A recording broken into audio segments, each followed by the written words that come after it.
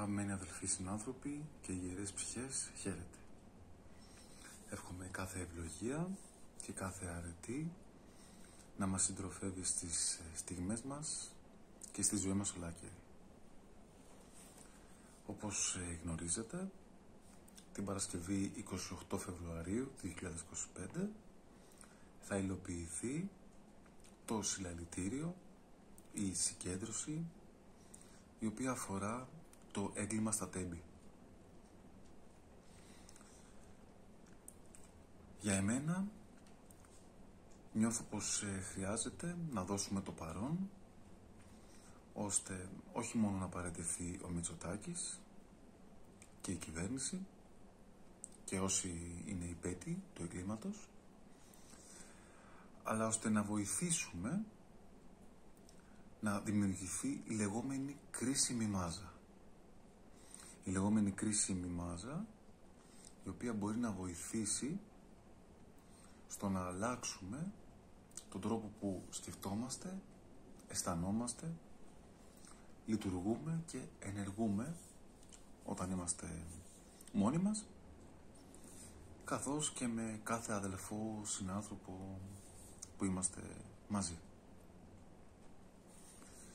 Η κρίσιμη μάζα μπορεί να υλοποιηθεί επειδή ένα τόσο δυσμενές γεγονός, μια τέτοια τραγική κατάσταση μπορεί να μας ενώσει και να πετύσουμε δικαιοσύνη, αλήθεια, ελευθερία και ενότητα. Και αυτή η ενότητα μπορεί να μας βοηθήσει ώστε να απελευθερωθούμε από περιοριστικές, δυσλειτουργικές και διαχωριστικές πεποιθήσεις και να λειτουργούμε ως μονάδα. Όλοι οι άνθρωποι που κατοικούμε σε αυτό το χώρο, σε αυτόν τον χώρο όπου οι πρόγονοί του έχουν διαπρέψει μέσα από την έμπνευση την οποία είχαν για το αγαθό, για την αρετή, για το πνεύμα, μπορούμε να βοηθήσουμε να ξανανθήσει να ανθίσει ξανά αυτή η μοναδική και ιδιαίτερη ουσία, το πνεύμα της ενότητας, δηλαδή το αγαθού της αρετής. Και αυτό δύναται να συμβεί για ακόμα ένα λόγο. Είναι δύο θαυμάσιες συγκυρίες. Στις 28 Φεβρουαρίου 2025 συμβαίνει μια πλανητική ευθυγράμμιση. 7 πλανήτες θα είναι σε ευθυγράμμιση. Ήδη από τις 21 Ιανουαρίου η Αφροδίτη, ο Άρης, ο Δίας, ο Κρόνος, ο Ποσειδώνος και ο Ουρανός, αυτοί οι 6 πλανήτες βρίσκονται σε ευθυγράμμιση, και στις 28 Φεβρουαρίου θα προσθεθεί και ο Ερμής. Ο Ερμής που συμβολίζει το λόγο, ο Ερμής που συμβολίζει την επικοινωνία, ο Ερμής ο αγγελιοφόρος. Οπότε σας καλώ